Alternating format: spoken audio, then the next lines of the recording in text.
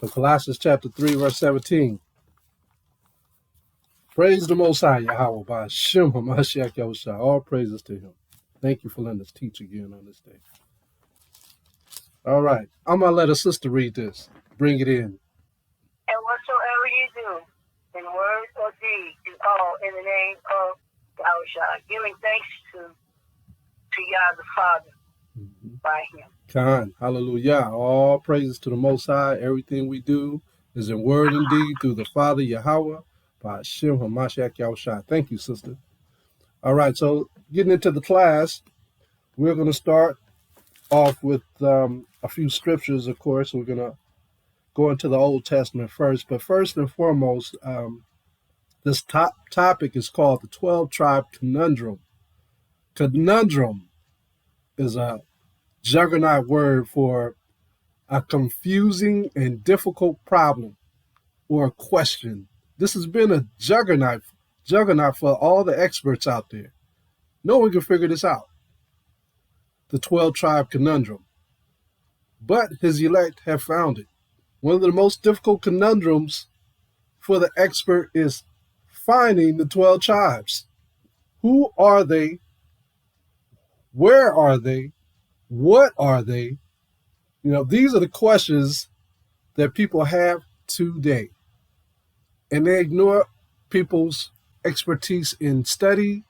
They ignore the comparisons. And they still choose to ignore the 12 tribes of Israel altogether. The 12 tribes of Israel are a big part of the scriptures and very important. So there's many questions about the sons of Jacob. The first dialogue about the 12 tribes in the scriptures comes about in Genesis chapter 35. And let's turn to Genesis 35.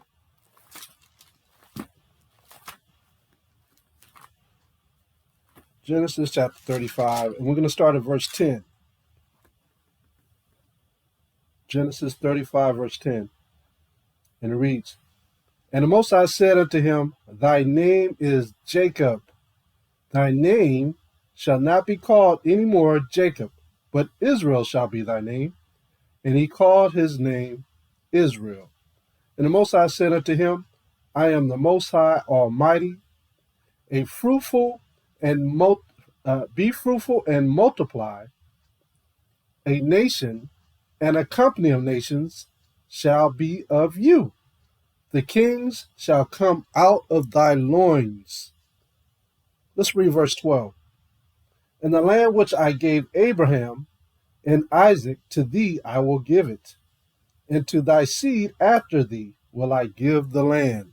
So we can't discuss anything about the 12 tribes if we can't mention anything about this portion of the scriptures. And also, we can't mention anything about the 12 tribes if we don't mention anything about the land. The land and the 12 tribes of Israel, those two, they go hand in hand. Can't have one without the other. Let's go to Deuteronomy chapter 30. And as you notice that in the book of Genesis 29, that's when the tribes are being born, but they weren't called Israel then. You have to skip over to 35 for Jacob's name to be changed. So they were born not Israelites. They were born as their forefathers, Abraham, Isaac, and Jacob. They became Israel after Jacob became Israel. So their name changed. And that's synonymous with today, us being in a strange land, and our names changing to Israel. Synonymous with that. We're waking up. So Deuteronomy chapter 30.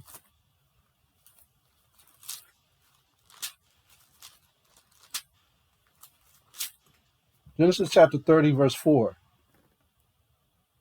And let's read to verse 6. If any of thine be driven out unto the outermost parts of heaven, from thence will the Most High thy power gather you, and from thence will he fetch you. And the Most High thy power will bring thee into the land which thy fathers possessed. And thou shalt possess it, and he will do thee good, and multiply thee above thy fathers. And the Most High thy power will circumcise thine heart, and the heart of thy seed, to love the Most High thy power with all thine heart, but with all thy soul, that thou mayest live. All right, so the land and the Israelites go hand in hand. The Most High said he's going to drag us back to the land. If we're Israelites, okay, if we're the natural born, fleshly, spiritual Israelites, we're going to be dragged back to the land. Let's go to Isaiah chapter 62.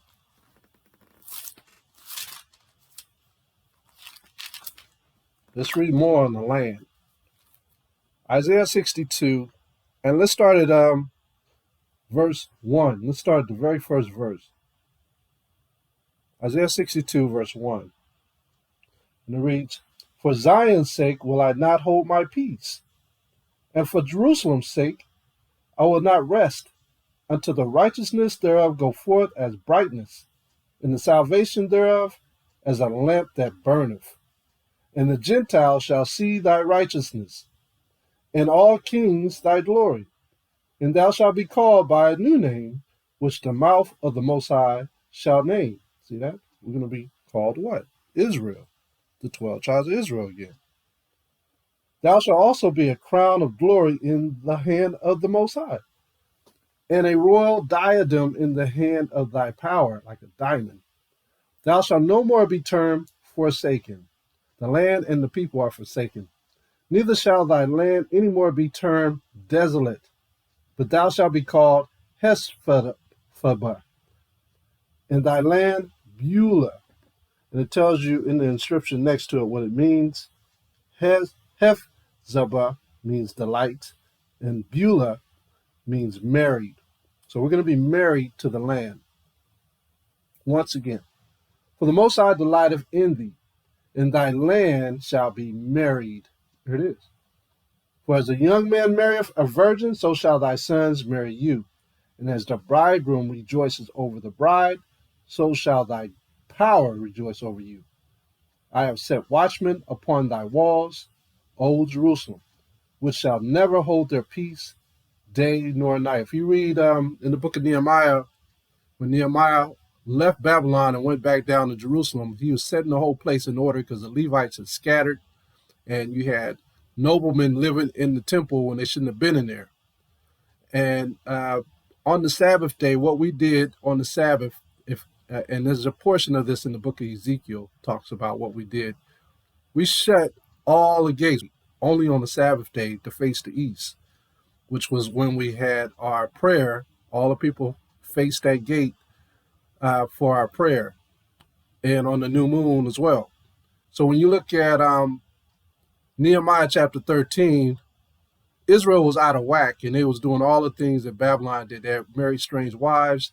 They had heathen coming in there. The Levites were pushed out of the temple and scattered to their own little, they had land, and they were living with their Moabitess wives, and so what we have is a conundrum, because confusion came into the land, and no one could figure it out until Nehemiah went down there to set everything straight.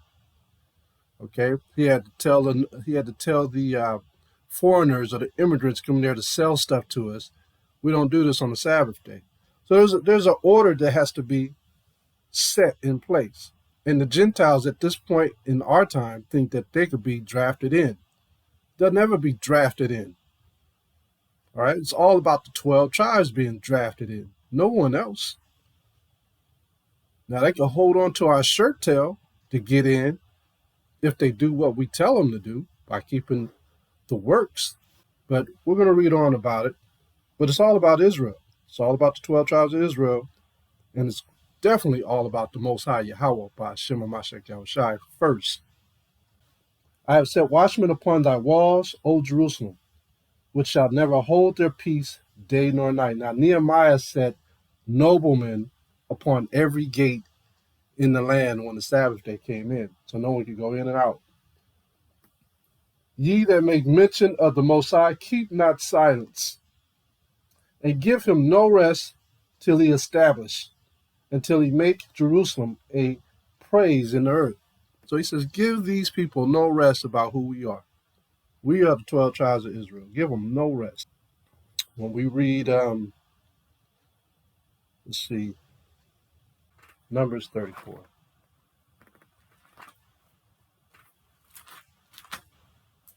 And what this is just going to talk about is the land. If you guys didn't know, this is where we took ownership of the land based on the Most High's words to us. It's here and it's in the book of Ezekiel. So we're going to go to Numbers chapter 34, verse 1 through, and we're going to read 1 through 6. Numbers chapter 34, 1 through 6. And it reads, And the Most High spoke unto Moses, saying, Command the children of Israel. See, now Israel's intact. Command the children of Israel, and say unto them, When ye come in the land of Canaan, this is the land that shall fall unto you for an inheritance, even the land of Canaan, with the coasts thereof. This is how you know that when we went into Africa, Canaan had all the coast. They had the Mediterranean Sea, they had the Atlantic Ocean. Canaan had all of that land. But we wanted the best land of Canaan, which was right around the Mediterranean Sea. Right around that corner there, the border, is where we wanted it. So we got that. But it says here, this is the land that shall fall unto you for an inheritance, even the land of Canaan, with the coast thereof. So that's why we ended up in West Africa. A lot of us started to go into the northern, western hemisphere of Africa and started to work our way down south as well along the coast. Verse 3, Then your south quarter shall be from the wilderness of Zin along by the coast of Edom. So where Edom is, we occupied that territory. Below there's a little sea there, right where the Dead Sea is. Right below it is Edom. And your south border shall be the outmost coast of the Salt Sea eastward. And your border shall turn from the south to the accent of Akrabim and pass on to Zin. And it pass on to Zin. And the going forth thereof shall be from the south to Kadesh Barnea, and shall go on to Hazar Ardar, and pass on to Asman. Okay, Asman is south of Judah, so it's at the bottom of Saudi Arabia. That little, it almost looks like a V. At the bottom of that V, if you look at a map, that's where Asman is. It says, and the border shall fetch a compass from Aswan unto the river of Egypt. So it borders all the way to the river of Egypt, which is the Red Sea. It goes that far. And the goings out of it shall be at the sea. And for the western border, you shall even have the great sea for a border. This shall be your west border. And that's all of our land that we cover. So we had a lot of land in what they call Mesopotamia, in the outermost parts of Mesopotamia. Okay, we covered all of that. Now, when you see Zin, we read about Zin. Zin is where the wilderness, they call that the wilderness of sin. That's where a lot of sin occurred in that land, the wilderness of sin. Yeah, the land is very important. We're seeing our inheritance in the scriptures. He's telling us. If it wasn't about land, it wouldn't be in there. It wouldn't be in the scriptures. It wouldn't be important. But it's all about restoring us back on our land. What we're going to be restored to, if we're not the 12 tribes of Israel, what is the land? What's the purpose of the land being there? It could be anybody's land. But that land is joined unto us. That's why they never talk about us going back there. They want us to go where? They want to send us back to West Africa. Oh, this is your homeland, West Africa. Africa, period. They never want us to really go to Jerusalem. But that's our homeland. Ezekiel chapter 48, verse 19. Ezekiel 48, verse 19. It reads, And they that serve the city shall serve it out of all the tribes of Israel. So who's supposed to be serving in the land of Israel? Israelites, the 12 tribes of Israel. That's our city, Jerusalem, Zion. We're supposed to serve. This whole chapter talks about Israel serving in that land and the broken down of the 12 tribes and the borders that we occupy in our portion. Look at verse 27. It says, And by the border of Zebulun, from the east side unto the west side, Gad, a portion. It talks about all our portions. All through this is our inheritance. Like you look at a deed over some land here in America, and you're like, well, who owned this land before? You start going back, you start seeing all these Anglo-Saxon names that the Confederates took over. Andrew Jackson, he occupied land. Where did he get it from? He took it from the Negroes. He took it from the Native Americans. Then he hyped up the price and he sold it at a high price to another Anglo-Saxon man. I did a study the other day looking up Andrew Jackson's descendants. Can't find them. But I know it's tied to land. And so on a lot of the land that Andrew Jackson had, there's nothing but vineyards, wineries. But it don't mention nothing about the children today of Andrew Jackson, who was a straight villain. Okay? Where are all their descendants? Their descendants are still here. They don't want to be known. They're rich, filthy rich, all of them. Sam Houston, rich man. He occupied the northern part of Texas. He took that land. Took it. And then broke it up into parts and sold it. Villains. So yeah, the land is very important to us. Let's go to Genesis chapter 49. This is why this is such a conundrum, because the people who own these lands, they don't even put them in the deeds. How are you supposed to know who we are if you took away our land and wiped our memory clean? Genesis 49, verse 1. And Jacob called unto his sons and said, gather yourselves together, that I may tell you that which shall befall you in the last days. So Jacob did a prophecy like Moses did a prophecy on Deuteronomy. But Jacob did a prophecy on his children, the 12 tribes, each one of them. He broke it down into each one of them. Versus Moses did it for the whole nation. Gather yourselves together and hear your sons of Jacob, and hearken unto Israel your father.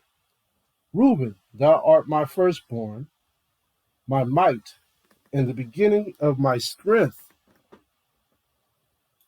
the excellency of dignity, the excellence of power. All right. So when we look up Reuben, you would say his name in ancient Hebrew, Ra'aban. Ra'aban. Raawban. This is who we call the Seminole Indians today. All right. Unstable as water, thou shalt not excel, because thou wentest up to thy father's bed, then defilest thou it. He went up to my couch. So he took one of his father's concubines and did something evil, something he should have never did. Then we have Simeon and Levi. Simeon and Levi are the second and third oldest brethren from Leah. Okay, it says Simeon and Levi are brethren. Instruments of cruelty are in their habitations. Voodoo and all types of ways of killing people, swords and pestilence. Most High says, beware of them because of their habitations, because of the instruments of their cruelties. Remember how they destroyed the Shechemites? They waited until they all got circumcised. Levi and Simeon knew that they were weak, and they went in there and killed all the men. Instruments of cruelty. That got them when they was low. It says, O my soul, come not thou into their secret, unto their assembly, mine honor be not thou united. For in their anger they slew a man, and in their self-will they dig down a wall. Cursed be their anger, for it was fierce. Now, if it says it was fierce, whoever raped Dinah, I hate to see what they did when they caught him. It wasn't just a simple stab. It was they probably mutilated that dude, because it says that their anger was fierce, and their wrath, for it was cruel. I will divide them in Jacob and scatter them in Israel. Remember the priest in Judges chapter 19 diced up his concubine into 12 pieces? That wasn't nothing that Simeon and Levi did. I'm sure it was much worse than that. And you can't really get no worse than that. But Levi is who we call the Haitians, and the Haitians are all scattered now. They're not even in Haiti no more. They're all scattered. But Levi stands for Lawya or Lawya, Lawya. This is where you get lawyer from in the law, in the courtrooms. And Simeon, who we call the Dominicans today, who are also scattered, you will say their name Shemayawans. Not my name, but it sounds similar, Shemayawans. And the next one in Genesis chapter 49 and 8 talks about Judah. Judah, thou art he whom thy brethren shall praise. Thy hand shall be in the neck of thine enemies. Thy father's children shall bow down before thee. Judah is a lion's whelp. I'm just going to run through these because I don't want to be in this chapter all day. So, I mean, we've done the breakdown before on this, but I'm just going to give you the understanding of each one by reading it and tell you who they are, and we're going to move on. We're almost done now. Judah is a lion's whelp. From the prey, my son, thou art gone up.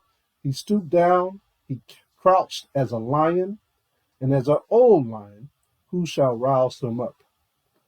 The scepter shall not depart from Judah, nor a lawgiver from between his feet, until Shiloh come, Yahushua, and unto him shall the gathering of the people be. See that?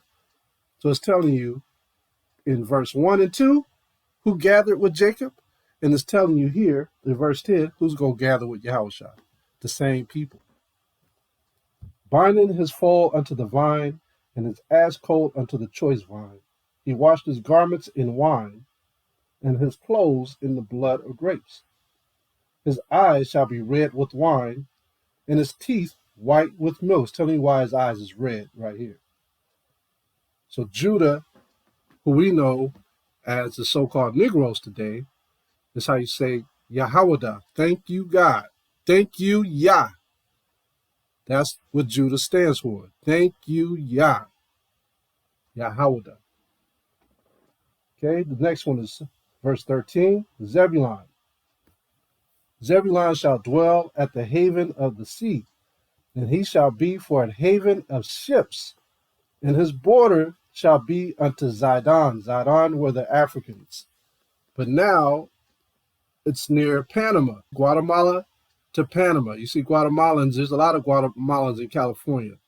They're Zebulun. Don't get them confused with Issachar because they can't stand Mexicans. Guatemalans and Mexicans, they can't stand each other.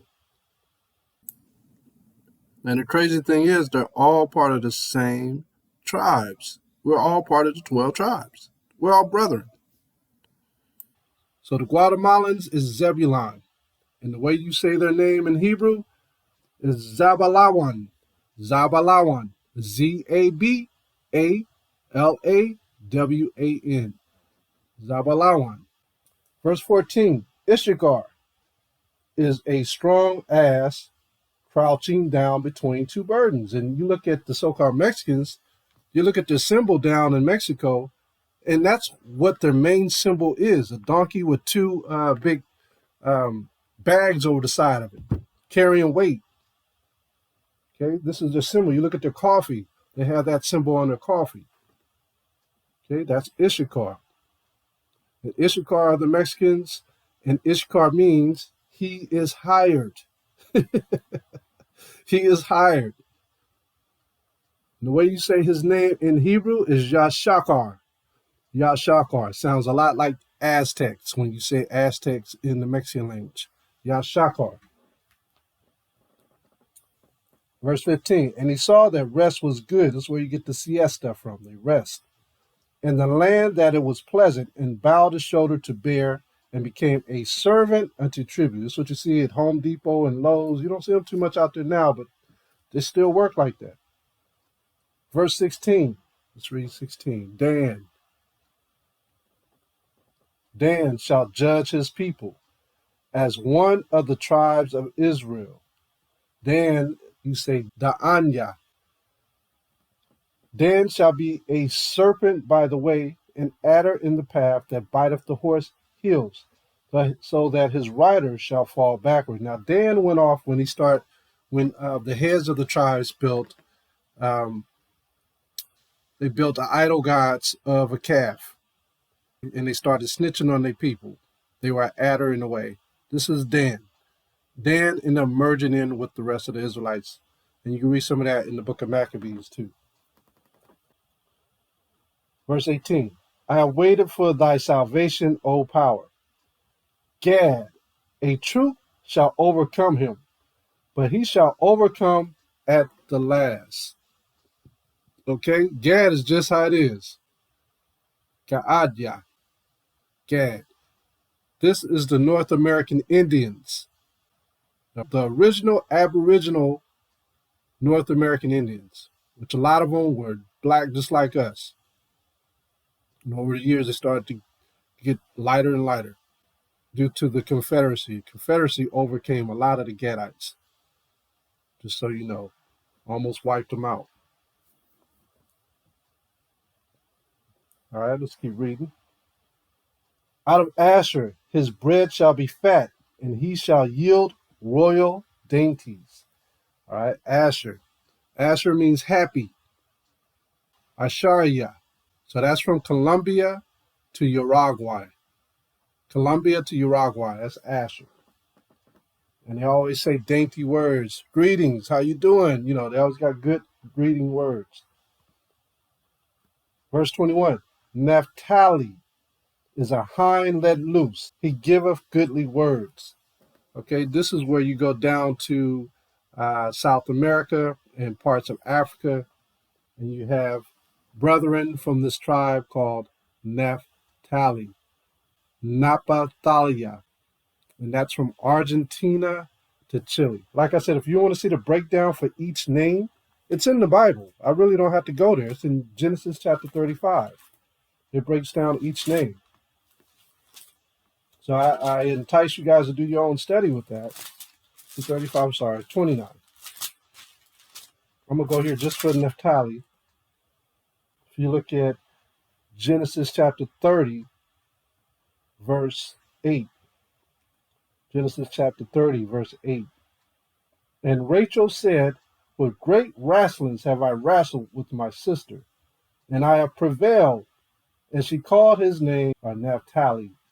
So Naphtali means to prevail. He's going to prevail in the last days, just like Gad. Let's go down to verse 22. Joseph is a fruitful bow, even a fruitful bow by a well, whose branches run over the wall. Now Joseph has two sons, Ephraim and Mannasah. So we call today Mannasah the Cubans, which is Mannasah. Okay, and then we have Ephraim. Ephraim is Aparium. Those are the Puerto Ricans. Now, when you do your study on each one of these tribes that I mentioned, not only are they in America, but they're also in Africa, and they're scattered to the four corners of the earth. They all have the same type of traits. They do kind of the same customs that the tribes did. These are the tribes, the 12 tribes that are listed in the Bible. Let's go over to verse 28. Oh, we forgot one. Drop down to 27. Genesis 49, verse 27. We forgot Benjamin, the youngest. The youngest always get forgotten. Genesis 49, verse 27. Benjamin shall raven as a wolf. In the morning he shall devour the prey, and at night he shall divide the people. See that? That's Benjamin. How do you say Benjamin in Hebrew? It's Bayamyan. Bayamyan. That's how you say Benjamin in Hebrew. Bayamyan. Benjamin, when you read, you go over to Genesis chapter 30. Where is it? Anybody finds it, let me know. 35. Where is it? 35. Genesis 35, 18. Genesis 35 and 18. Thank you, Al. Genesis chapter 35, verse 18. And here's Genesis chapter 35, verse 18. And it came to pass, as her soul was in departing, for she died, that she called his name Benoni. But his father called him Benjamin. All right. So she was in between what? Life and death. She was getting ready to pass on. So those are the tribes. And we're going to finish off Genesis 49, verse 28 Genesis 49, verse 28, and it says, all these are the 12 tribes of Israel. And this is it that their father spoke unto them. Was there anybody else in the room, any servants, anything like that? Nope, it was just the 12 sons of Israel, sons of Jacob. All these are the 12 tribes of Israel, and this is it. This is it that the father spoke unto them and blessed them, every one according to his blessing. He blessed them. And he charged them and said unto them, I am to be gathered unto my people. Bury me with my fathers in the cave that is in the field of Ephraim the Hittite. So everybody can't be buried with our fathers. All these were dark people. Drop down to verse 33. And when Jacob had made an end of commanding his sons, this was a commandment, he gathered up his feet into the bed and yielded up the spirit and was gathered unto his people. He went back to his people. You see that on a lot of movies, like when we saw the Black Panther movie and his father died, he went into the land of his fathers. Same thing with Black Panther. He went into the land of his fathers in order to get the reward or award. Same thing, that's where they got it from. Went to get the powers from his fathers. Let's go to Deuteronomy 33. Deuteronomy 33. It's good to go over this stuff because, we get kind of slumber in our learning in the scriptures sometimes because of the week. The week just beats you down, And you got to refresh your mind all the time with the scriptures because it is refreshing. But you just got to make yourself sit and go through it.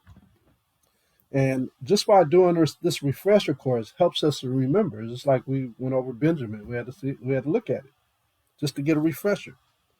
Let's start at Deuteronomy 33 and 1. And it reads, and this is the blessing wherewith Moses, the man of the Most High, blessed the children of Israel before his death. Now, Moses, like I said, is blessing the company of nations of the 12 sons that Jacob had. Isn't that kind of ironic? And when we look at Ezra did the same thing. He said, I got to bless the companies for future generations. And what Yahushua did, said the same thing. He came for the children of Israel to save his people. So all of our forefathers was here to save us. Deuteronomy chapter 33, verse 1. I think people forget along the way that read the Bible that that's what it was all about. And this is the blessing wherewith Moses, the man of the Most High, blessed the children of Israel before his death. And he said, the Most High came from Sinai and rose up from Seir unto them. He shined forth from Mount Paran, and he came with 10,000 of saints. From his right hand went a fiery law for them. Yea, he loved the people. All his saints are in thy hand. And they sat down at thy feet. Every one shall receive of thy words. Moses commanded us a law, even the inheritance of the congregation of Jacob. See that? It's all about Jacob. And he was king in Jeshurun when the heads of the people and the tribes of Israel were gathered together. Let Reuben live and not die, and let not his men be few. This is what the Most High is decreeing through Moses on the nations of Israel, of each tribe. So Reuben, he said, let this man live. And this is the blessing of Judah. And he said, hear the Most High, the voice of Judah. Let him be a voice to his people. And bring him unto his people. Let his hands be sufficient for him. And be thou help to him from his enemy. Because he knew Judah was going to be the one that was going to get wrestled down into the wilderness first. And of Levi, he said, let thy Thummim and thy Urim be with thy Holy One, whom thou didst prove at Mannasah, and with whom thou didst strive at the waters of Meribah, when they were crying about the water. Who said unto his father and to his mother, I have not seen him, neither did he acknowledge his brethren, nor his own children, for they have observed thy word, and kept thy covenant. They shall teach Jacob thy judgments, and Israel thy laws. All about the judgments and the law. You think Yahushua came and changed that? No, he didn't. He said, I changed nothing. We received it from our forefathers. Why would he change it? They shall put incense before thee, and whole burnt sacrifice upon thine altar. Bless the Most High his substance, and accept thy work of his hands. Smite through the loins of them that rise against him, and of them that hate him, that they rise not again. And of Benjamin, he said, the youngest, the beloved of the Most High shall dwell in safety by him. Look at that. That's sitting between two worlds, sitting between his brethren. And the Most High shall cover him all the day long. Now, I didn't say who Benjamin was. Benjamin is the West Indies. All the West Indies is where Benjamin was, and probably still is, and in Africa. Matter of fact, there was a West Coast continent, West Coast country in the continent of Africa called Benin. Okay, Benjamin. And so it says, and Joseph, he said, blessed of the Most High be his land, for the precious things of heaven, for the dew and for the deep that croucheth beneath, and for the precious fruits brought forth by the sun, and for the precious things put forth by the moon, and for the chief things of the ancient mountains, and for the precious things of the lasting hills, and for the precious things of the earth, and fullness thereof, and for the good will of him that dwelt in the bush. Let the blessings come upon the head of Joseph, and upon the top of the head of him that was separated from his brother. Now, the beautiful thing about this whole thing, the Most High is telling us wherever we go, this stuff is going to happen. But in the midst of captivities, things changed. Esau is in the midst of us. So a lot of the things that we're good at, we can't do. Like you're reading about Benjamin, you're reading about Reuban and Joseph and his two sons, Ephraim and Mannasah. Look at the lands that they took over. They took over Puerto Rico, they took over Cuba, they took over parts of West Africa, and things flourished. Whatever they were good at, things flourished the same way it did in Israel. But once the enemies got within it, it drowned out their blessings. It drowned them out. The only place where the blessings are still flowing is through who? Judah. Because he didn't say that we was going to make the land beautiful. He said that our voice was going to be the one that stood out above everything. And you see here in America today, our voices are thriving. They're afraid of Judah because of our voice. And all the other tribes got to be on the same wavelength as Judah. They have to use their voice. When you look at Isaiah 48:1, it reads, hear ye this, O house of Jacob, which are called by the name of Israel, and are come forth out of the waters of Judah. So all of you other tribes got to come through the same wavelength, and you utilize your voice to continue to bring the coming in or the issuing in of the Most High by keeping his laws and talking about keeping his laws and return and prophecy of Ha Ma Shayach return. It says, which swear by the name of the Most High and make mention of the Most High of Israel, but not in truth nor in righteousness. Right now, our people are not speaking in truth and righteousness. Okay, the only way this truth is going to come forth is by those who have awakened to the law, statutes, and commandments through Ha Ma Shayach Yahushai. And we got to teach it. We got to declare it. We all have to be on that same wavelength. All the uprisers, our voice, they're afraid of us. And our might and our strength. We travel in numbers with our voice. All right, and it says here, verse 14. Where were we? Drop down to 17. Here his glory is like the firstling of his bullock, and his horns are like the horns of unicorns. With them he shall push the people together to the ends of the earth. And they are the 10,000s of Ephraim, and they are the thousands of Mannasah. Where did they get pushed to? The ends of the earth, America.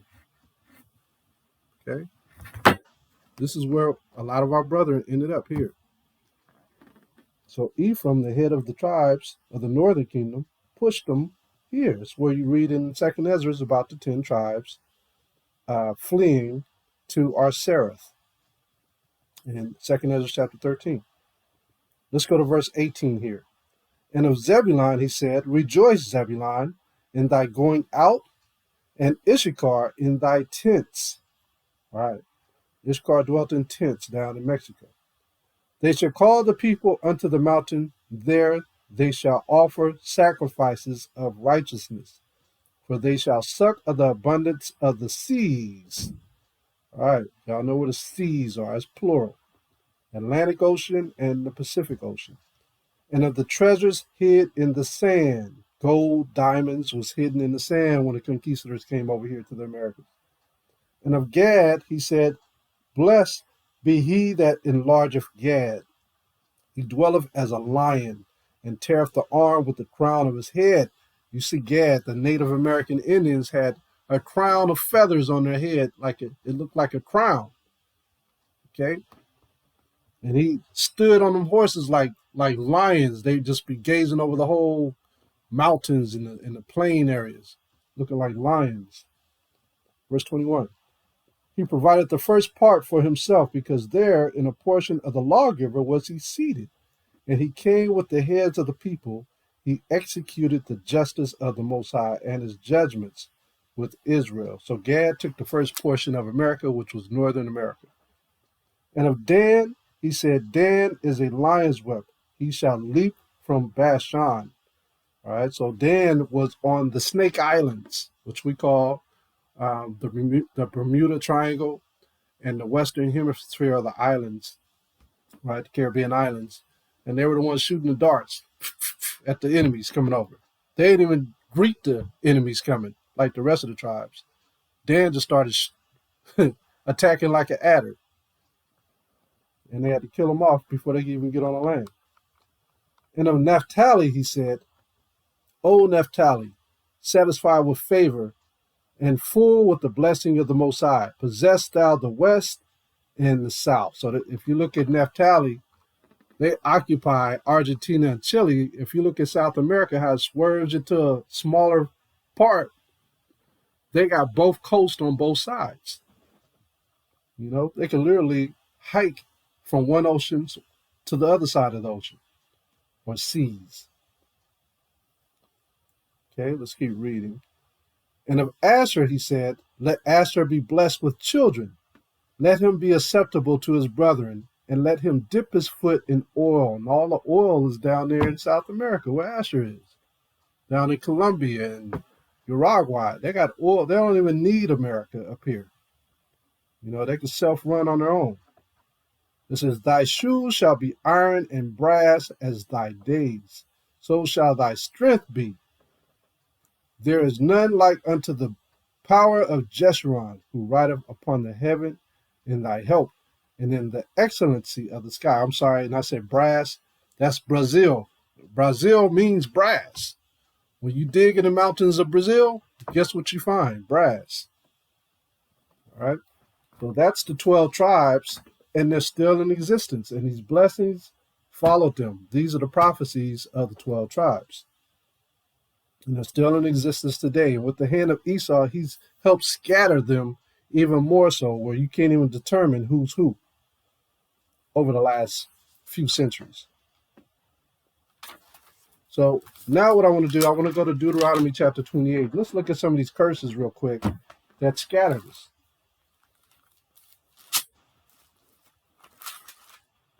Deuteronomy chapter 28.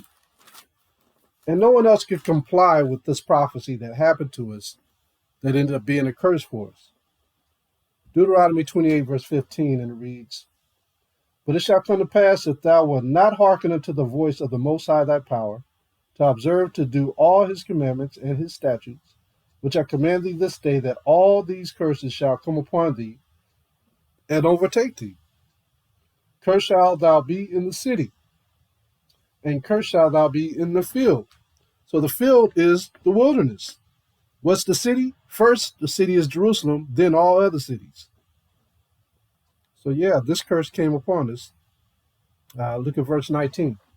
Cursed shalt thou be when thou comest in, and cursed shalt thou be when thou goest out. The Most High shall send upon thee cursing, vexation, and rebuke in all that thou settest thy hand unto, for to do until thou be destroyed, and until thou perish quickly, because of the wickedness of thy doings, whereby thou hast forsaken me. Now, with Biden and all these presidents getting in office, they're starting to hire a lot of brethren from the 12 tribes. And what you're seeing is them climbing in excellency in the place of their captivity, but at the same time, people are cursing these brothers out. They're fighting for them not to get in these positions. There's an opposition of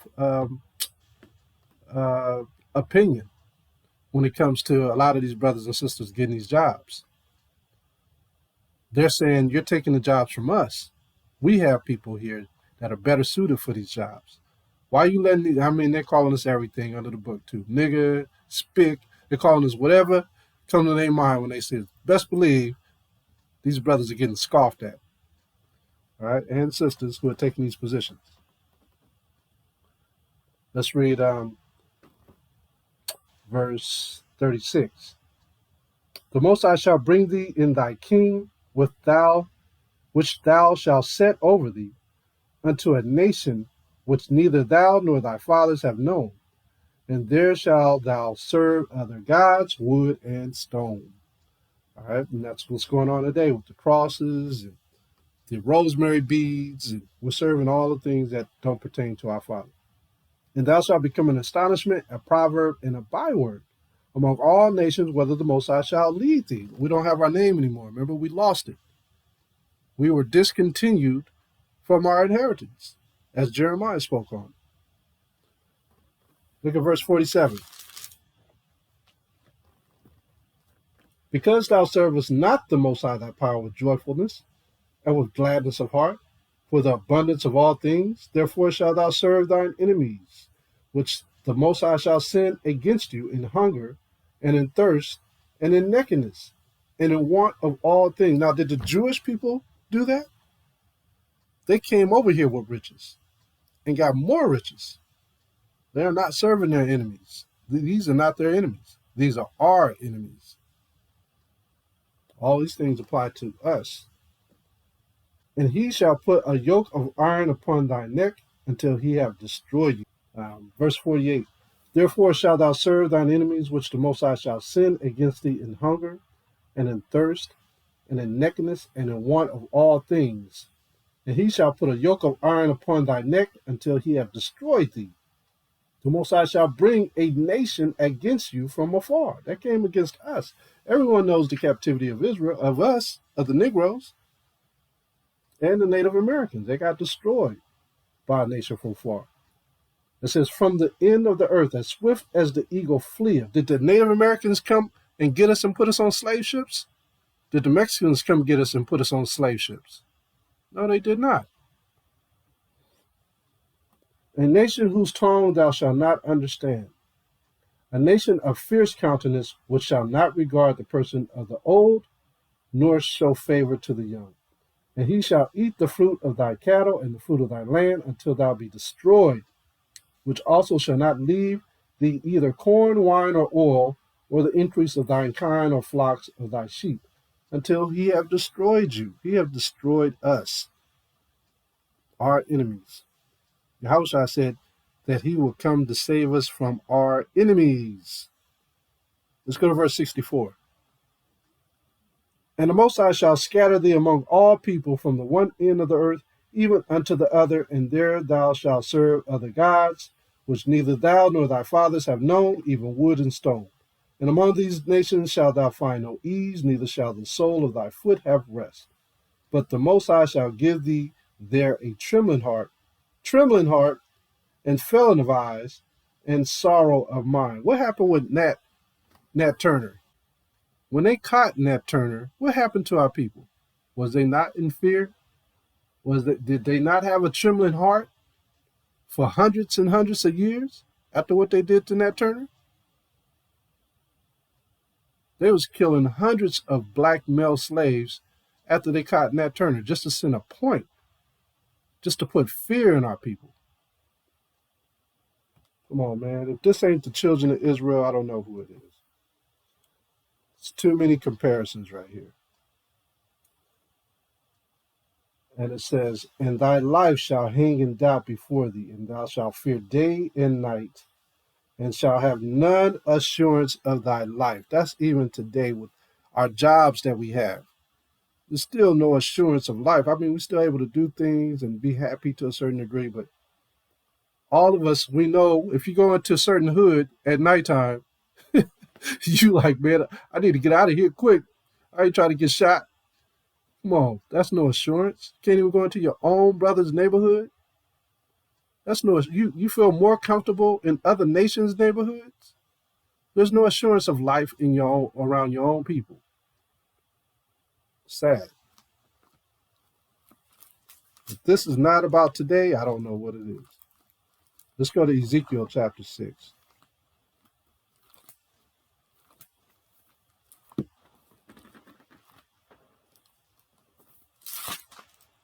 Ezekiel chapter 6, verse 11.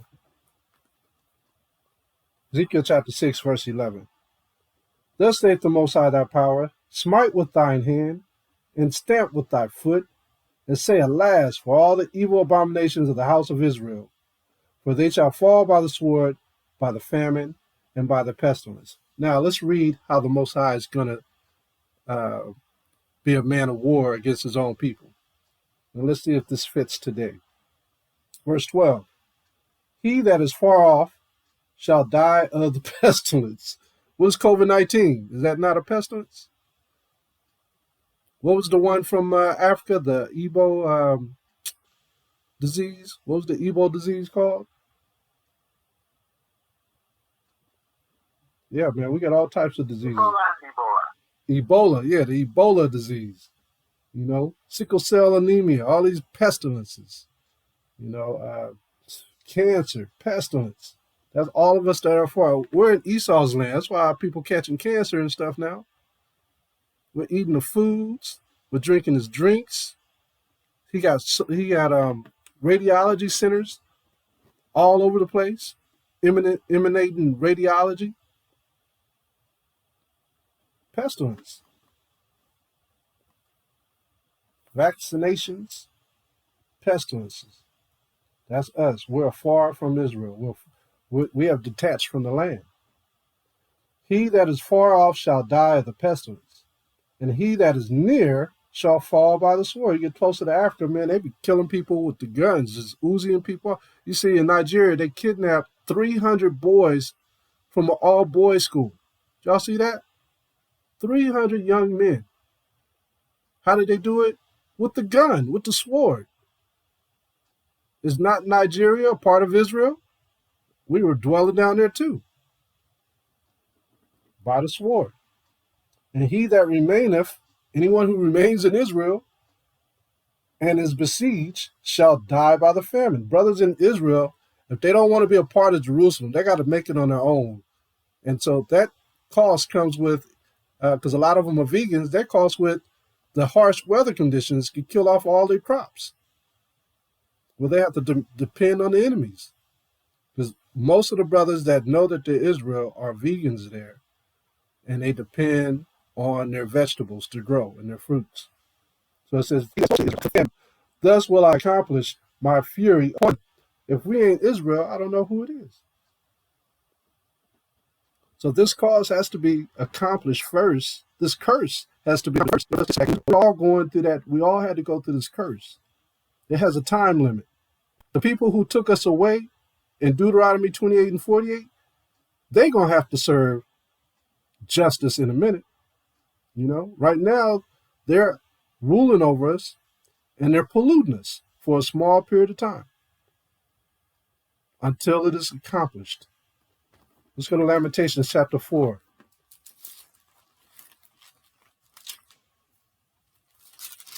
Lamentations chapter 4, and let's read verse 21.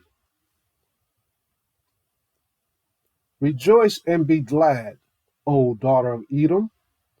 Right now, Edom is happy, but what is she catching now? She's catching hell. That dwelleth in the land of Uz, the cup also shall pass through unto you. Now, she's getting that cup, that curse. Thou shalt be drunken, and shall make thyself naked. Remember what he said, that the pestilence is going to get us afar off. Edom is far off from their country. Now they're getting the pestilence. All right. The punishment of thine iniquity is accomplished, O daughter of Zion. All right. So what's accomplished? Our curse. Now switching over to Edom. He will no more carry thee away into captivity. He will visit thine iniquity, O daughter of Edom. He will discover thy sins. That's what it means by Edom being naked. The Most High is discovering Edom's sins now.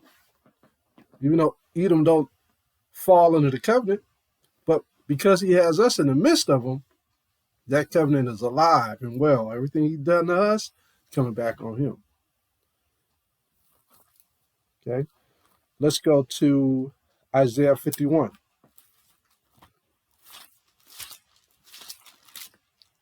Isaiah chapter 51. Isaiah 51, verse 15.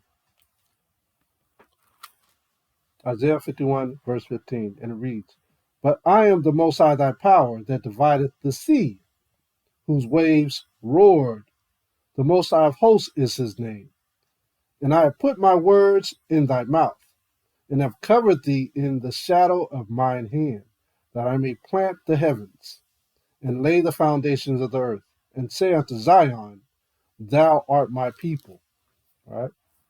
Awake, awake, stand up, O Jerusalem, which has drunk at the hand of the Most High the cup of his fury. We drunk the Most High's fury by not keeping the commandments. Thou hast drunken the drugs of the cup of trembling. We had a trembling heart in this land, right? That's why we trembling, because the Most High got his vengeance and his fury on us. And wrung them out. There is none to guide her among all the sons whom she hath brought forth. Neither is there any that taketh her by the hand of all the sons that she hath brought up. Right, our king went into captivity with us. All our kings. They couldn't help us. They had to drink of that cup too, the drugs. These two things are come unto you. Who shall be sorry for you? Is anyone sorry for us being in captivity? No one cares. Desolation and destruction, and the famine and the sword, by whom shall I comfort you? This is heavy. Thy sons have fainted.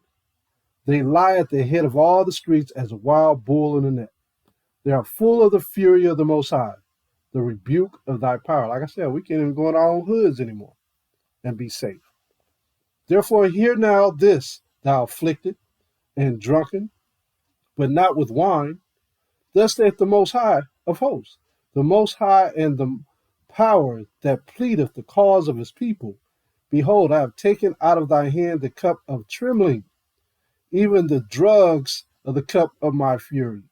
Thou shalt no more drink it again. That's a trip out of Most High use of words.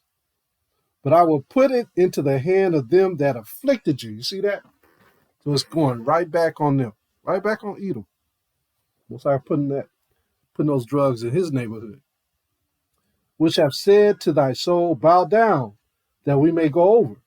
And thou hast laid thy body as the ground, and as the street to them that went over. See that? The Most High is about to bring justice. He's bringing it now. We're seeing it. All right, let's go back to Ezekiel chapter 6. And let's go to verse 13. Ezekiel 6 and 13. Then shall you know that I am the power, when their slain men shall be among the idols round about their altars.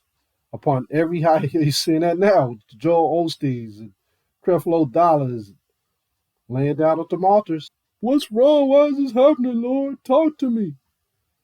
Upon every high hill and all the tops of the mountains, and under every green tree, and under every thick oak, the place where they did offer sweet Savior to all their idols. The cross. They got crosses on top of hills. They got Caesar Borgias on top of hills. They got places where they congregate and worship the sun on top of them hills. Oh, isn't this a glorious day? You know. Verse 14. So will I stretch out my hand upon them and make the land desolate, yea, more desolate than the wilderness toward Deploth. Deploth means uncertain wilderness. They called Africa an uncertain wilderness because they didn't know how Africa was. All right, Diblath. In all their habitations, they shall know that I am the Most High. Most High, man. So at this present time, we are still scattered and waiting to be gathered. We have to wait on him, but we first must learn his will. Very first thing, we got to learn how to keep his commandments. And we've been doing it. We've been trying. We've been trying to get back to what we're supposed to be doing. Let's go to Psalms chapter 3. I hope all y'all is lighting candles this week. Every day light your candles. I kept the house lit. Whole house had candles lit up. If you don't have a menorah, you can just use candles, Light 7 at the end of it. Psalms 27. I don't know where I got that from. Psalms chapter 27. Psalms 27 and 14. This is what we're supposed to do. Wait on the Most High. Be of good courage, and he shall strengthen thine heart. Wait, I say, on the Most High. By Ha Ma Shayach. Let's go to 2 Peter's. Supposed to wait on him. This is what a lot of brothers can't do. They can't be patient. They can't wait on him. They don't understand what they're waiting for. 2 Peter's chapter 3, verse 9. 2 Peter's chapter 3, verse 9. And it reads, the Most High is not slack concerning his promises, as some men count slackness. Some men count that. Talking about he ain't coming, but he is long-suffering toward us, not willing that any should perish, but that all should come to repentance. See that? He wants all of Israel to come to repentance. So we are to wait on him and do what? Teach justice. That's why we wait. We're teaching justice because the Most High said, I got a lot of people coming into this truth. You got to just keep doing what I asked you to do. Let's go into the Apocrypha and let's go to 2nd Ezra. Look at these men who are diligent, who stood in the way to help us. 2nd Ezra chapter 14. They did all this sacrificing and fasting just to speak to the Most High to help us out in the future. 2nd Ezra chapter 14, and let's read verse 14. We're going to read down to verse 23. 2nd Ezra chapter 14, verse 14. I'm going to read down to 23. It reads, let go from the mortal thoughts, cast away the burdens of man, put off now the weak nature, put off that weak American nature, and set aside the thoughts that are most heavy unto you, and haste to thee to flee from these times. For yet greater evils than those which thou hast seen happen shall be done hereafter. For look how much the world shall be weaker through age. So much the more shall evils increase upon them that dwell therein. They want everything to go back to normal. It's going to get worse. It's not going to go back to normal. For the truth is fled far away. No one's praising the Most High. Even in this, what they call it, COVID-19 social distancing. For the truth is fled far away. It says, for the truth is fled far away, and leasing is hard at hand. For now hasteth the vision to come, which thou hast seen. Then answered I before thee, and said, behold, the Most High I will go, as thou hast commanded me, and reprove the people which are present. But they that shall be born afterward, who shall admonish them? That's us. That's us, you guys. Thus the world is set in darkness, and they that dwell therein are without light. For the law is burnt. Therefore no man knoweth the things that are done of you, or the works that shall begin. But if I have found grace before you, send the Holy Spirit into me, and I shall write all that have been done in the world since the beginning, which were written in thy law, that men may find thy path, and that they which will live in the latter days may live. And he answered me, saying, Go thy way, gather the people together, and say unto them that they seek thee not for 40 days. All right, so Ezra was trying to gather his people. See that? So he could tell them how to receive everlasting life. Let's go to Sirach chapter 36 to stamp on what people Ezra was talking about. We're going to stamp this. Sirach chapter 36, verse 11. Sirach chapter 36, verse 11. Gather all the tribes of Jacob together, and inherit thou them as from the beginning. That's what Ezra is talking about. Drop down to verse 15. And it reads, Give testimony unto those that thou hast possessed from the beginning, and raise up prophets that have been in thy name. Reward them that wait for you, and let thy prophets be found faithful. See that? Let's go back to Isaiah. Let's go to Isaiah 49. So Ezra is getting it together for us, so we won't forget. Isaiah 49, verse 6. And he said, It is a light thing that thou shouldest be my servant, to raise up the tribes of Jacob, and to restore the preserved of Israel. So how do we wake up Israel? Some people might even scratch their heads on that one. But we wake up Israel by using intel, which they call intelligence. Intelligence, if you pull up the word intelligence, now I'm going to look it up. Intelligence, definition of intelligence. Let's look it up.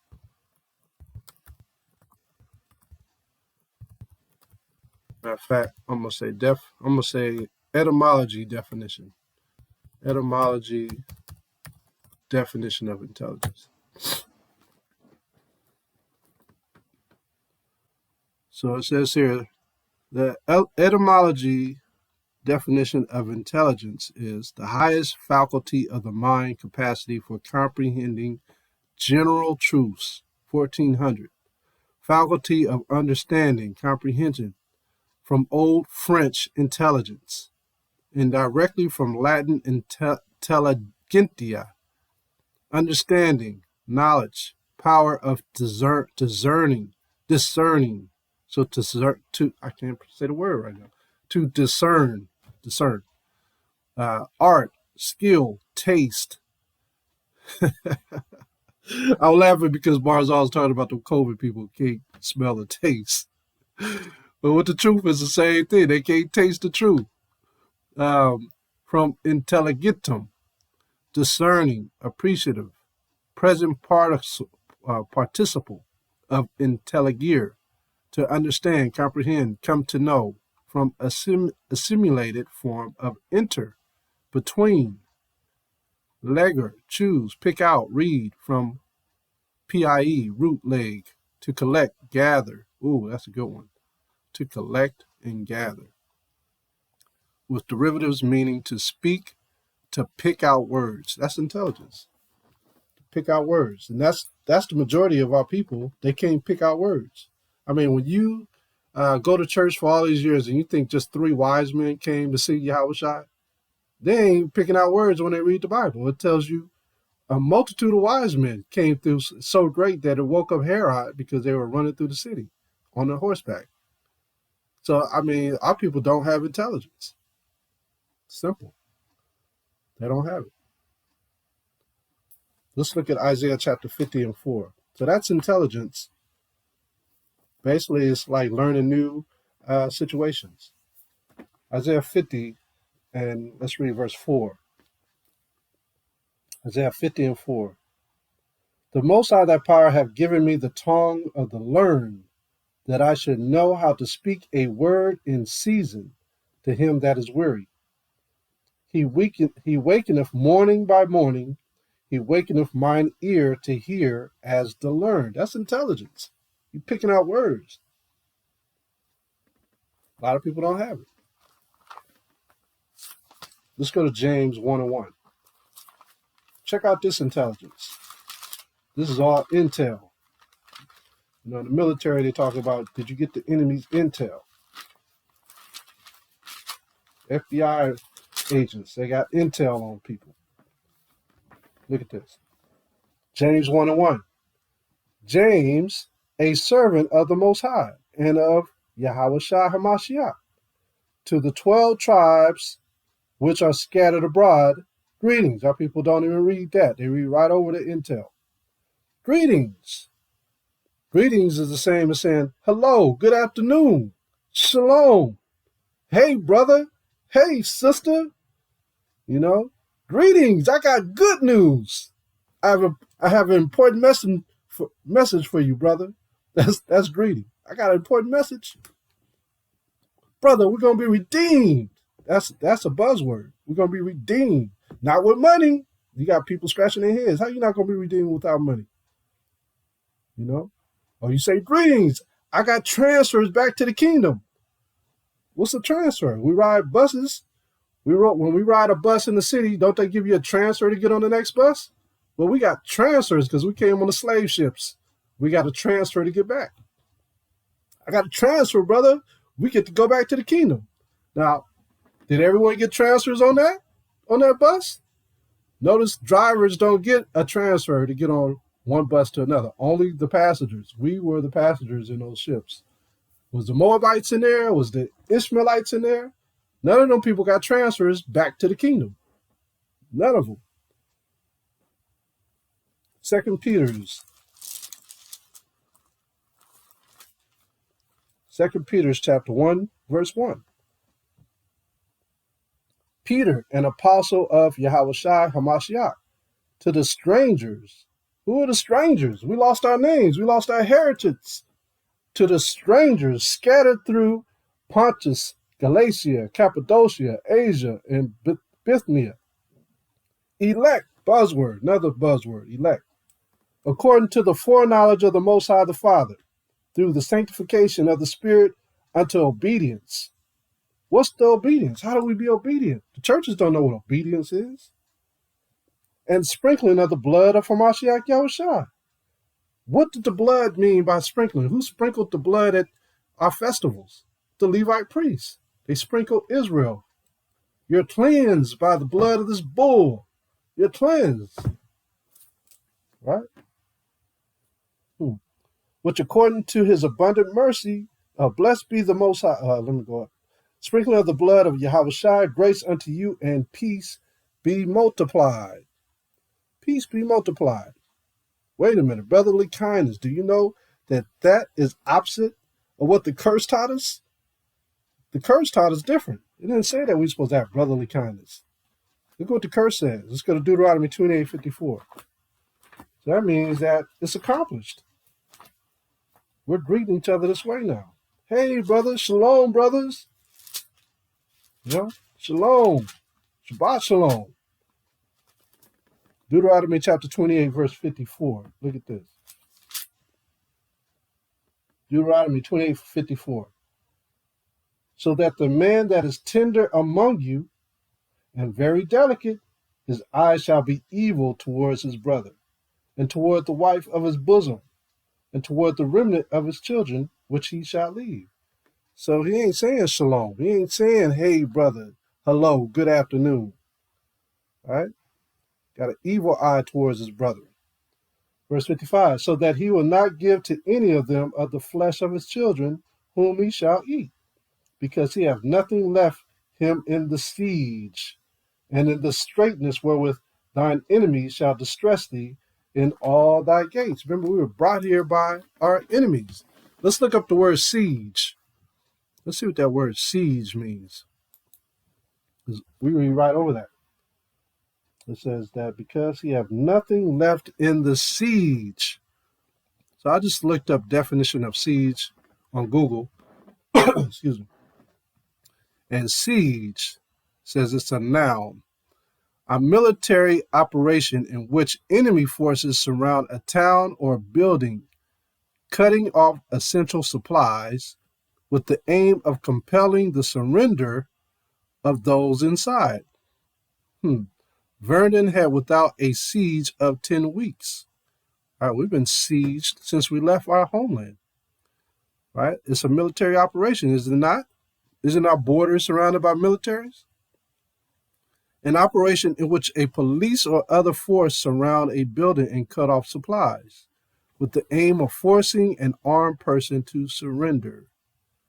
We've surrendered our names. A prolonged period of misfortune, that's us. A prolonged period of misfortune, that's the curses. So we've been seized within this country from everything that we've known.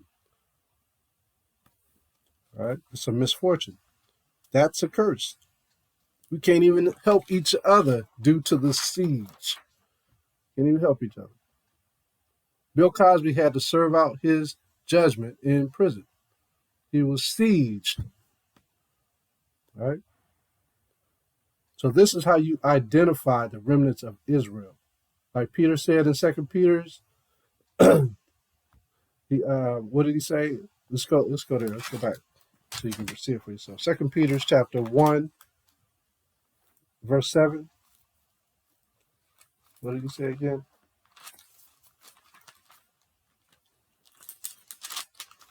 Second Peter's chapter 1, verse 7. Look at this. He said, and to godliness, brotherly kindness, and to brotherly kindness, charity. All right, so we're supposed to be kind to our brother and not be evil-eyed towards our brother.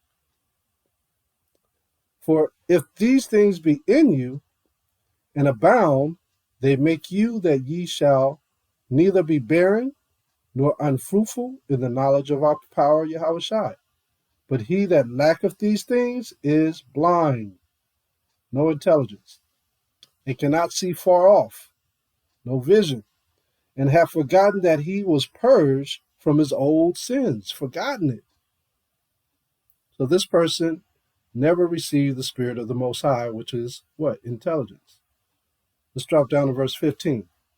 Moreover, I will endeavor that you may be able, after my decease, to have these things always in remembrance. Have what things in remembrance? Gentleness, love for your brother, charity.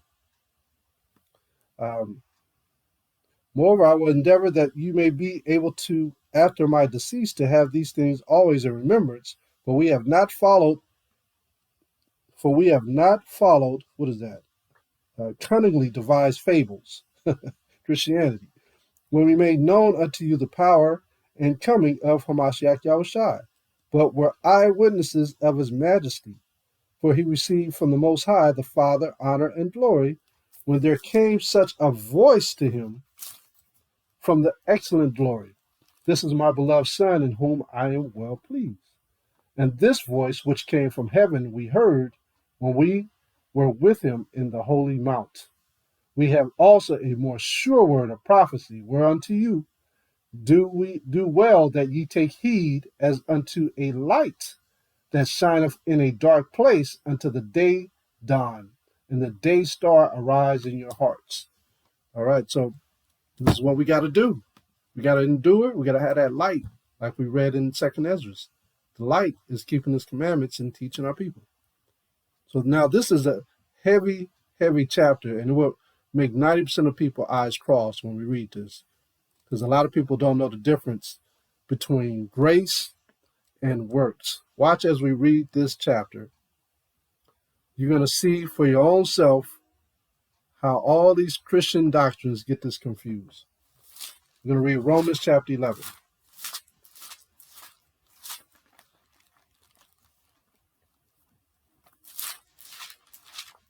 Where's Romans?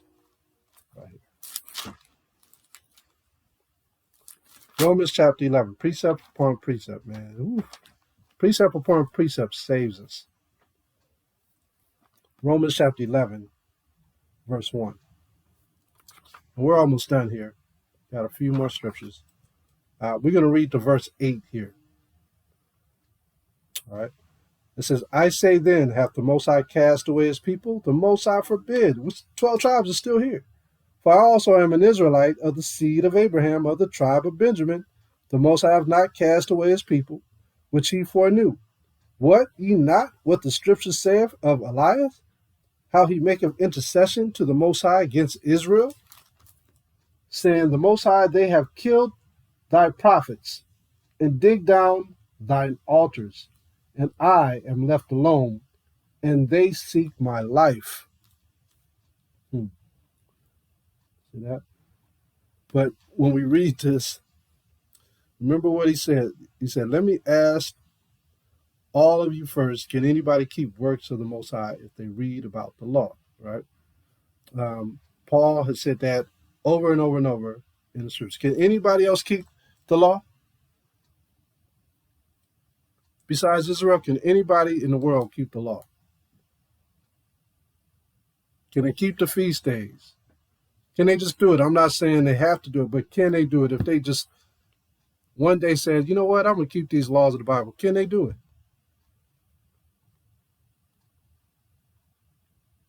Anybody want to answer on that? No, I don't think they can.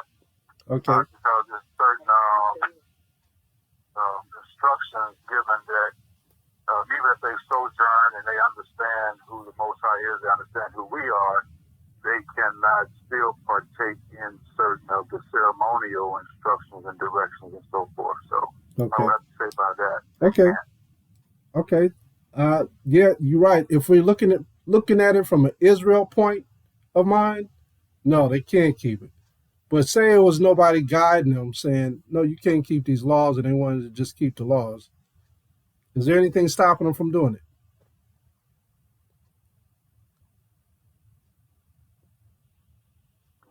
Nope. Nope. They can keep the laws if they read the Bible and they choose themselves. I don't want to go to church no more. I'm just going to read the Bible and do what the Bible says. They can do it. Even if they Gentiles, they could do it because they have our Bibles now. But when we read the scriptures, we're going to see. So I want to continue to read this. Let's read down to 8. But I just want you brothers and sisters to get an understanding of what we're about to read here. But what saith the answer of the Most High to him? I have reserved to myself 7,000 men who have not bowed the knee to the image of Baal. Even so then, at this present time also, there is a remnant according to the election of grace. And if by grace, then it is no more of works. All right, that right there is a tongue twister. People read that and be like, if it's by grace, that means there's no more works. That means we don't have to keep the laws. Otherwise, grace is no more grace. So if you keep the laws, you don't have grace. But if it be of works, then is it no more grace? Otherwise, work is no more work. So this is confusion, right? Most people read this and get all confused, talking about they ain't got to do the work no more. They got grace. They're saved by grace. What then? Israel hath not obtained that which he seeketh for, but the election hath obtained it, and the rest were blinded. According as it is written, the Most High have given them the spirit of slumber, eyes that they should not see, and ears that they should not hear unto this day.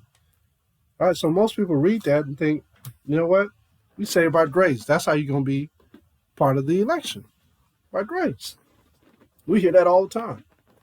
Everybody talk about that. You talk to any Christian in any Christian doctrine, they'll tell you, we don't have to keep the laws no more. I got mercy and grace. I'm going to be saved. He died for me. He died for everybody. His blood is on me. I accepted him as my Lord and Savior. All right. Everybody think they could be saved. Let's go over to Romans 9 and let's read Romans chapter 9, 1 through 11. And it says here, I saith the truth in Ha Ma Shayach, I lie not. My conscience also bear me witness in the Holy Spirit that I have a great heaviness and continual sorrow in my heart. For I could wish that myself were accursed from Ha Ma Shayach for my brethren, my kinsmen according to the flesh, who are Israelites, to whom pertaineth the adoption and the glory and the covenants and the giving of the law and the service of the Most High and the promises, Whose are the fathers, and of whom, as concerning the flesh of Ha Ma Shayach came? So he came for the Father's people, who is over all, the Most High, blessed forever. Amen.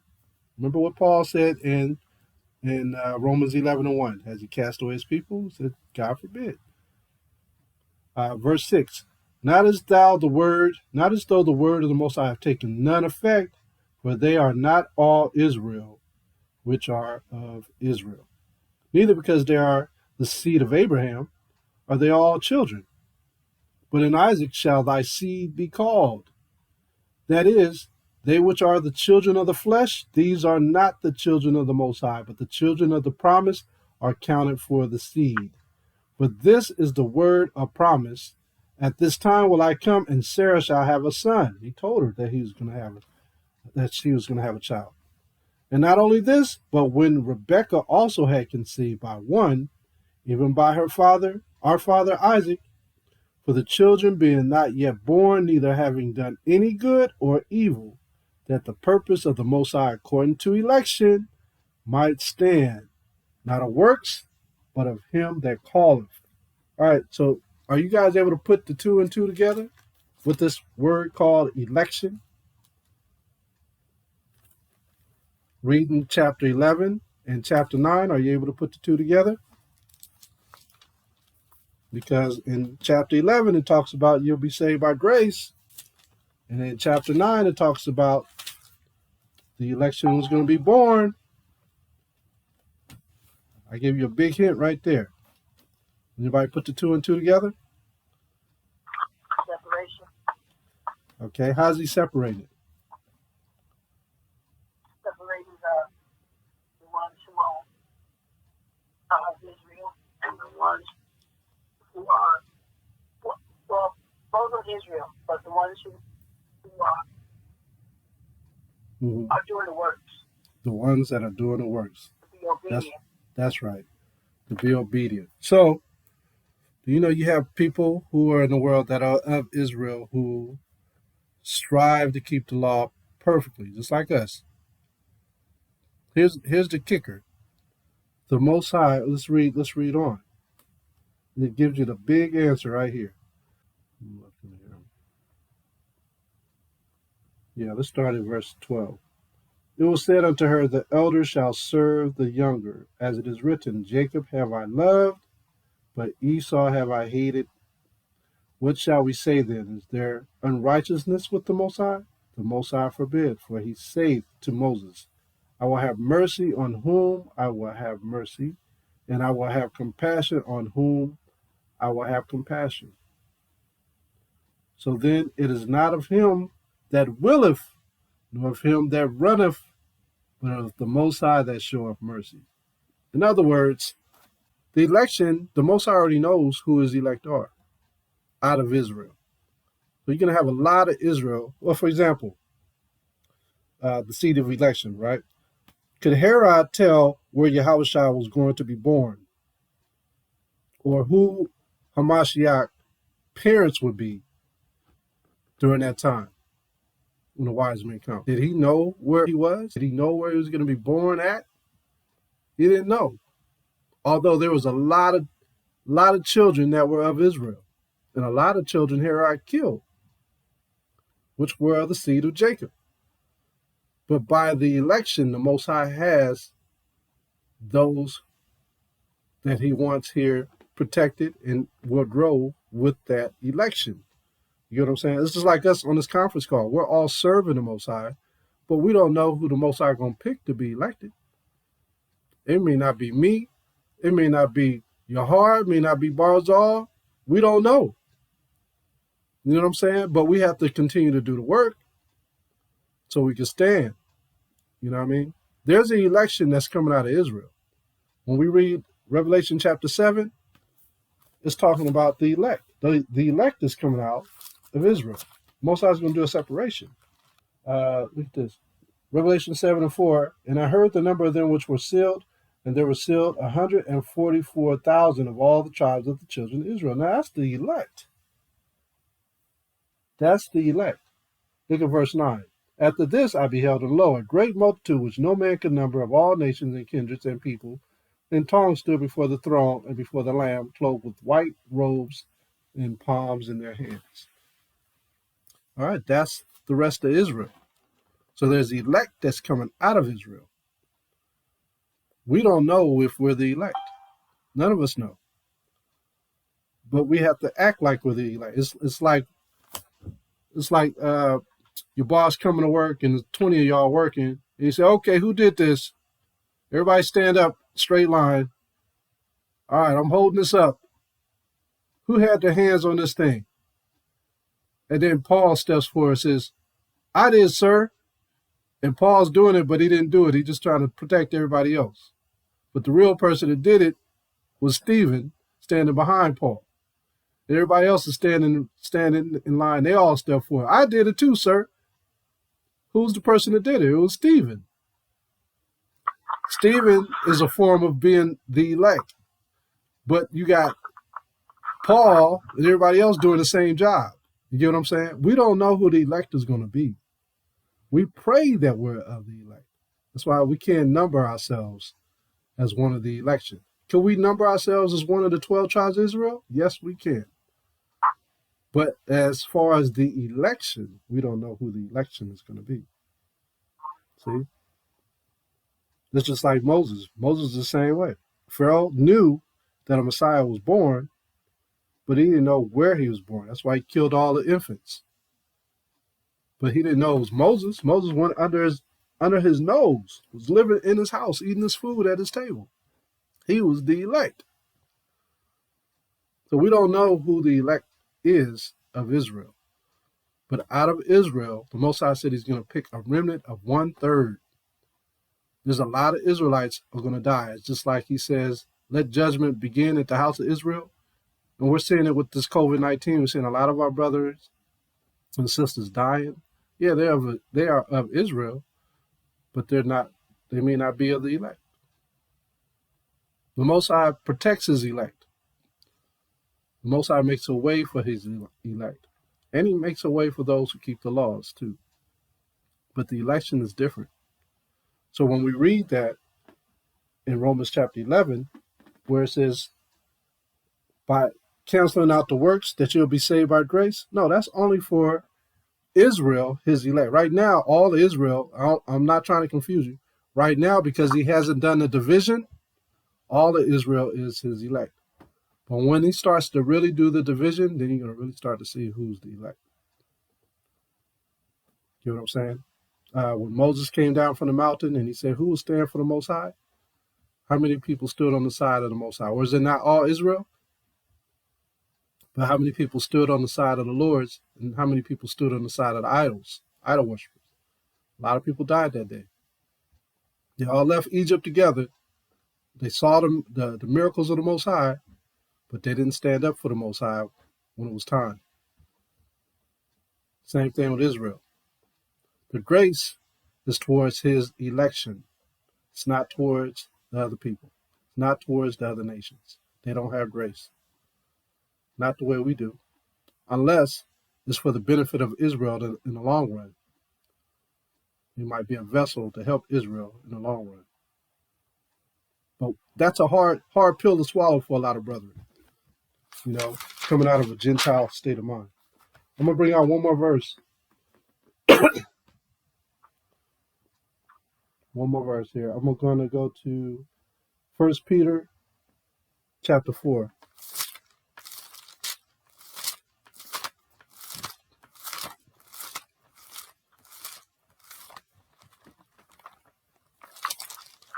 First Peter chapter 4, verse 17. 1 Peter chapter 4, verse 17. For the time has come that judgment must begin at the house of the Most High.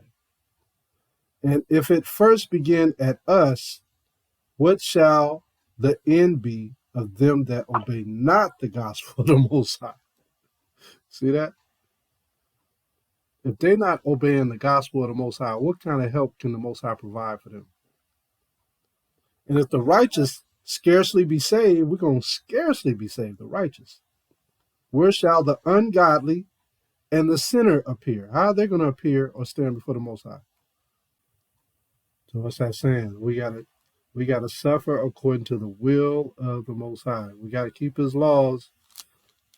Don't you know that's part of the sufferings of Christ, Ha Ma Shayach? That what we're doing is part of the sufferings of Ha Ma Shayach. He suffered for the Most High. We're going through the same thing. But yeah, so that's the conundrum of the 12 tribes of Israel. First, you got to know you're an Israelite. You got to agree to the terms, which is keeping His commandments. And you got to, Job 8 and 8, do a search of your fathers to make sure you're of the 12 tribes of Israel. Which a lot of us who are brethren of the Negroes, Native Americans, and Latinos got it made when it comes to that. That's one of the easy parts of being an Israelite.